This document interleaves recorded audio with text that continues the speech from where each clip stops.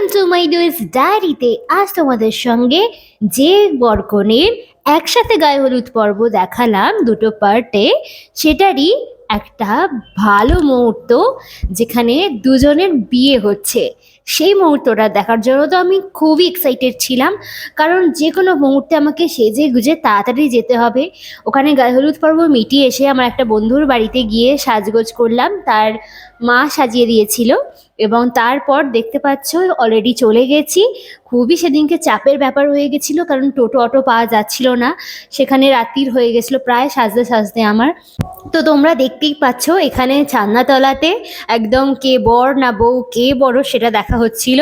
তারপর এখানে বসে গেছিল যজ্ঞতে, যেখানে ব্রাহ্মণদের অনেক নিয়ম রীতি থাকে এবং হোমযজ্ঞের পর সাত পাকে বাঁধা তো আছেই, এবং তারপরে পানের ওপরে হাঁটা, এটা একটা নতুন নিয়ম দেখলাম। আমি কোনোদিনও ব্রাহ্মণ বাড়ির বিয়ে সেইভাবে দেখে উঠতে পারিনি, কিন্তু এটা দেখলাম, আমার খুব ভালো লেগেছে। এবং ওদের এতটাই সময় ধরে বিয়েটা হয়, যারা ব্রাহ্মণ আছেন তারা তো জানেনই।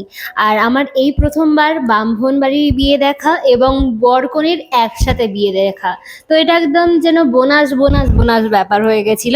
তো খুব ভালো লাগছিল। আমাদের ক্লোজ ফ্রেন্ড একদম ছেলের বাড়ির দিক থেকেই আমাদের নেমন্তন্ন ছিল, এবং যেহেতু কনের বাড়ির দিক থেকে কেউই আসেনি, দুটো বন্ধু ছাড়া, মানে কনের শুধু দুটো বন্ধুই এসেছিল, আর কেউ আসেনি।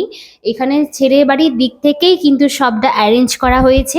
এখানে দেখতে পাচ্ছ এই যে পানের ওপরে হাঁটা, কিছুটা দেখতে পাবে তোমরা, মানে একটা করে কিছু মন্ত্র বলছে এবং যতগুলো পান পাতা আছে সেখানে ওইভাবেই হেঁটে হেঁটে পুরোটা কমপ্লিট করতে হচ্ছে।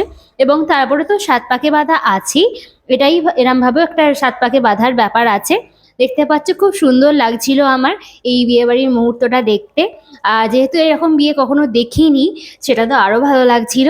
আর বন্ধুদের বিয়ে হলে তো একটু আনন্দ ফুর্তি হবেই বেশ, কিন্তু একা একা আমাকে একটু সময়টা কাটাতেও হচ্ছিল, কারণ যে বন্ধুটা গেছিল সকালবেলা গায়ে হলুদ পর্বে, তারই শরীর খারাপ হয়ে গিয়েছিল। তাই কি আর বলবো, একা একাই সেটাকে উপভোগ করতে হচ্ছিল। এবং আরও অনেক বন্ধুরা ছিল, তো তারাও অন্য জায়গায় ইনভলভ হয়ে গেছিল। কখন সিঁদুরদান হবে, কখন সিঁদুরদান হবে এই ভাবতে ভাবতে অলরেডি সিঁদুরদানের পর্ব এসে গেছে। এই মুভমেন্টটা দেখার জন্য আমি তো কিছুতেই খেতে বসতে চাইছিলাম না, অনেক রাত হয়ে গেছিলো। আর সব বন্ধুরাও বলছিল এবার খেতে বসে যা বসে যা, কিন্তু আমি ভাবলাম না, এই সিঁদুরদান না দেখে আমি তো খেতে বসতে পারি না, কারণ হুট করে সিঁদুরদান হয়ে যাবে, আমি আর দেখতে পাবো না। আর এটাই তো মেন বিয়ের ক্ষেত্রে। তো তাই এই দেখো সিঁদুর পরানো হয়ে গেল।